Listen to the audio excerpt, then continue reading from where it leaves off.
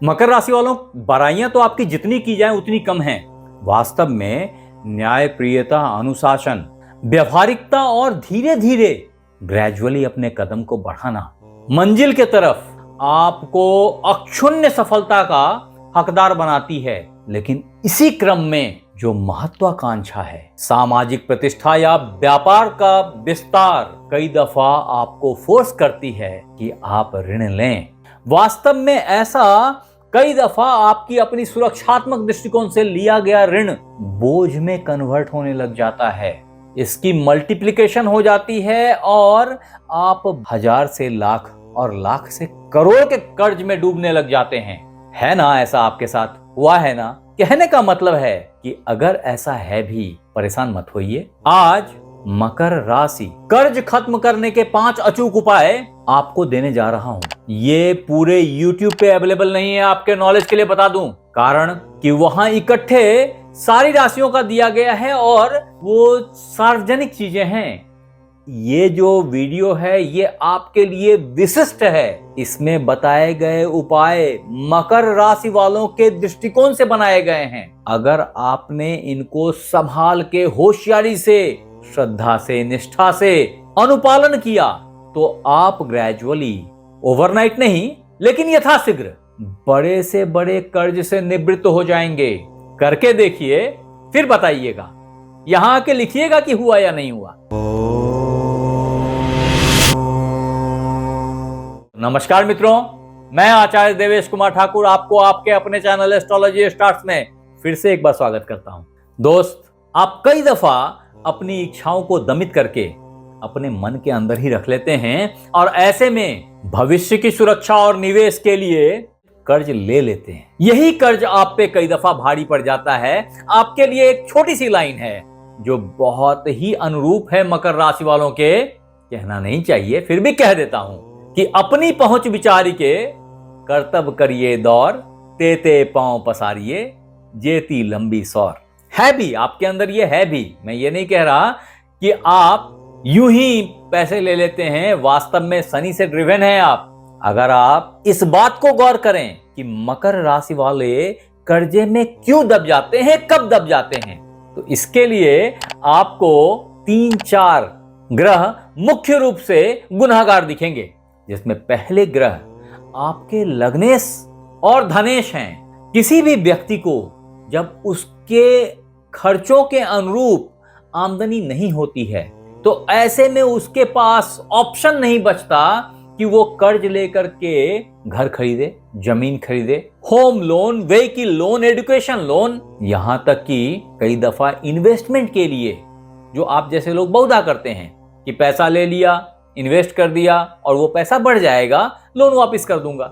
लेकिन अगर ये खराब हो गए शनिदेव आपके, अन्यथा किसी खराब ग्रह के साथ दृष्ट हो गए, अन्यथा कहीं गलत जगह पे बैठ गए जाकर के, अथवा धन भाव में अथवा लग्न में कोई खराब ग्रह आकर के बैठ गया जिसने धन की सोच पे गलत प्रभाव डाला, तो आदमी धन को प्रायः उस तरह से नहीं समझ पाता जो उसकी कर्ज से बचाव कर सके। तदोपरांत जो दूसरा बड़ा कल्प्रिट है वो आपके भाग्येश बुधदेव हैं। वास्तव में वो आपके षष्ठेश, ऋणकर्ता, कष्ट प्रदाता, झगड़ा, झंझट, कंपटीशन, इन सब के प्रति सापेक्ष होकर के आपको कर्ज लेने के लिए मजबूर कर देते हैं और ऐसी गलत कैलकुलेशन देते हैं कई दफे कि आपकी स्पेकुलेशन, आपकी कैलकुलेशन, आपकी अंदाज मिस कर जाती है। कभी जब कार चलाएंगे तो बाहर तो दिखता है नहीं कि कितने दूरी से दूसरी कार गुजर रही है, आपको अपना चक्का तो दिखता है नहीं।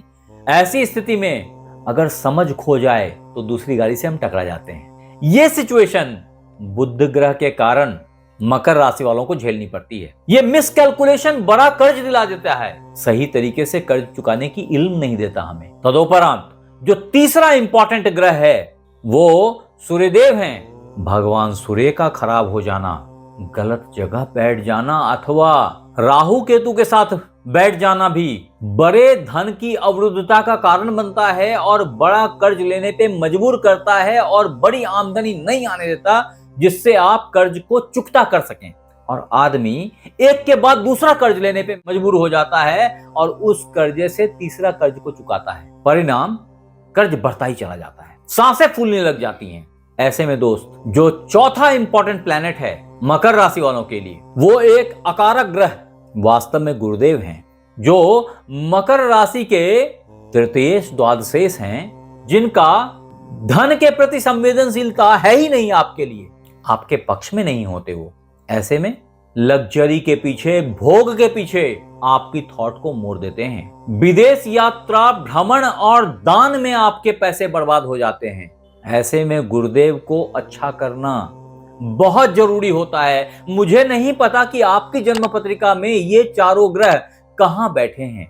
अगर आपको याद है तो बहुत अच्छा, अगर नहीं याद है तो इस वीडियो को यहीं रोकिए और एक बार अपनी जन्म पत्रिका खोल के देखिए और यहां लिखिए कमेंट बॉक्स में कि ये ग्रह आपके जन्म पत्रिका में कहां बैठे हैं, कौन से राशि में बैठे हैं। आपकी राशि या लग्न तो मकर है ही, तो अगर आप बाकी ग्रहों के राशि के बारे में लिख देंगे, मेरे पास में अगर कुछ समय रहा तो मैं कुछ जवाब दे पाऊं। आगे बढ़ते हैं मित्र।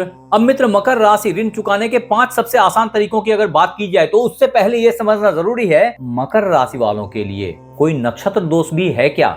जी हाँ, अगर वास्तव में आपका जन्म उत्तराषाढ़ा नक्षत्र में हुआ है अथवा आपने उत्तराषाढ़ा नक्षत्र में कर्ज लिया है, तो बहुधा ऐसा कर्ज प्रतिष्ठा को मैनेज करने के लिए लिया जाता है, बड़े दिखावे के लिए लिया जाता है, सरकार से संबंधित किसी प्रोजेक्ट के लिए लिया जाता है और ये कर्ज दिखावे की तरह ही जादुई तरीके से खत्म भी हो जाता है।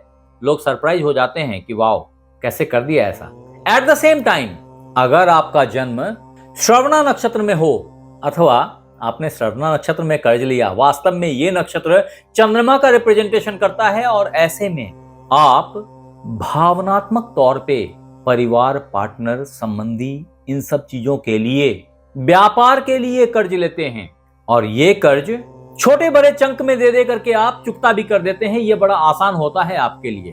तदोपरांत अगर आपका जन्म घनिष्ठा नक्षत्र में हुआ है अथवा ऋण घनिष्ठा नक्षत्र में लिया गया है, तो ये याद रखें कि घनिष्ठा मंगल का नक्षत्र है और ये संपत्ति, झगड़ा, वाद विवाद, कई दफे तो लाभ के लोभ से लिया गया कर्ज होता है कि लोग सोचते हैं कि कर्ज लेकर के शेयर खरीद लो और फिर इतना से इतना आ जाएगा तो फिर वापस कर देंगे बेच करके, और लोग इसमें फंस जाते हैं। ये कर्ज कई दफा जमीन के लिए भी लिया जाता है और वो जमीन फंस जाती है। ये सब उस हालत में और अधिक होता है अगर मैंने अभी जो ग्रहों की स्थिति बताई, अगर वो ग्रह खराब होते हैं आपके जन्म पत्रिका में। तो अब मित्र, मकर राशि कर्ज खत्म करने के 5 अचूक उपायों में जो पहला कर्ज मिटाने का सबसे सटीक उपाय है वो है आपके इष्ट देव हनुमान जी। अन्यथा आप भगवान भैरव का भी ध्यान कर सकते हैं, उनकी उपासना कर सकते हैं। आपके ज्ञान के लिए बता दूं कि हनुमान जी के आराधना से आपके मंगल देव मजबूत होते हैं। वास्तव में वो मकर में उच्च के हो जाते हैं आपके लग्न अथवा आपकी राशि में, और ऐसी हालत में कर्ज जादुई तरीके से उतर जाता है दोस्त। अतः अगर कर्ज उतारने का मंत्र या ऋण मुक्ति मंत्र की बात की जाए मकर राशि वालों के लिए, तो उसमें पहला स्थान हनुमान चालीसा का है, बजरंग बाण का है। अन्यथा ओम सम शनिश्चराय नमः, ये भी बड़ा ही अमोघ मंत्र है आपके लिए, जो आपको फटाफट में कर्ज से मुक्ति दिलाते हैं। तदोपरांत आपके लिए जो अमोघ यंत्र है वो है महामृत्युंजय यंत्र। इसको पूजा स्थान पे स्थापित करें।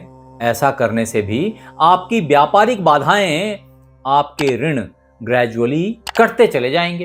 तदोपरांत कैप्रिकॉर्न ज़ोडिएक साइन वालों के लिए कर्ज से मुक्ति पाने के उपायों में लाल किताब के टोटके बहुत ही कारगर साबित होते हैं। अतः आपने जो पहला कार्य करना है वो है शनिवार के दिन बहते हुए जल में नारियल प्रवाहित करें। आपके लिए जो दूसरा इंपॉर्टेंट उपाय है वो है कि घोड़े की नाल अथवा नाव में लगी हुई जो कील होती है वो कहीं से अगर प्राप्त हो जाए तो उसको लेकर के बिना गर्म किए हुए लुहार उसको ठोक के रिंग बना देता है, उसको मध्यमा अंगुली में धारण कर लें। तत्पश्चात आपके लिए जो तीसरा इंपॉर्टेंट और लाजवाब टोटका है लाल किताब का, मकर राशि वालों, वो है सरसों के तेल का दिया हर शनिवार को पीपल के वृक्ष के नीचे जलाया करें। संध्या काल में करें ऐसा कार्य। बहुत ही फटाफट में आपके कर्ज उतरने शुरू हो जाएंगे। और अगर उतरने लगे तो यहां आके कमेंट में लिखना। तत्पश्चात कर्ज खत्म करने के 5 अचूक उपायों में कर्ज मिटाने का जो सबसे अचूक उपाय है वो है एक अच्छा रुद्राक्ष 7 मुखी और 14 मुखी काले धागे में पिरो करके अपने गले में अथवा बाह में धारण करें। बहुत त्वरित फायदे होंगे आपको, जिसे आप काउंट कर पाएंगे। तदोपरांत मकर राशि ऋण चुकाने के 5 सबसे आसान तरीकों में जो सबसे बेहतर तरीका है, बेस्ट तरीका बोल लीजिए, वो है एक ब्लू सैफायर नीलम आपने अपने मध्यमा अंगुली में सोने में अथवा चांदी में धारण करना किसी भी शनिवार को। याद रखें, ये रत्न बड़े फास्ट रिएक्टिव होते हैं, जीवन दे सकते हैं, जीवन ले सकते हैं। मैं बिना कुंडली देखे इस तरह के रत्न पहनने की सलाह कभी भी नहीं देता। हाँ, कैप्रिकॉर्न ज़ोडिएक साइन वालों के लिए जो 2-3 प्रो टिप्स हैं दोस्त, उसमें पहला है कि कभी भी शनिवार को लोहे का सामान ना खरीदें, शनिवार को कभी कर्ज ना लें और मंगलवार को कर्ज की पहली किस्त की अदायगी करें। अथवा जब जब कर्ज दे रहे हैं, अगर ये ऑनलाइन नहीं है, ईसीएस नहीं है, मैनुअल दे रहे हैं, तो मंगलवार को ही दें। तदोपरांत शनिवार को अपनी फाइनेंशियल एनालिसिस करें और एक सर्टेन अमाउंट को बचाने का प्लान महीने के महीने डेवलप करें। तो मित्र, ये थे मकर राशि कर्ज खत्म करने के 5 अचूक उपाय। आप हमें ये जरूर बताएं कि ये एपिसोड आपको कैसा लगा, और अगर अच्छा लगा तो आप ही सरीखे अन्य मित्रों को इसे फॉरवर्ड करें, लाइक करें, सब्सक्राइब करें, फॉलो करें। अगर आप ये एपिसोड फेसबुक पे देख रहे हैं, आप हमारे साथ बने रहें, इसके लिए बहुत बहुत धन्यवाद। आपसे फिर मिलते हैं अगले एपिसोड में, तब तक अपना ख्याल रखें। धन्यवाद।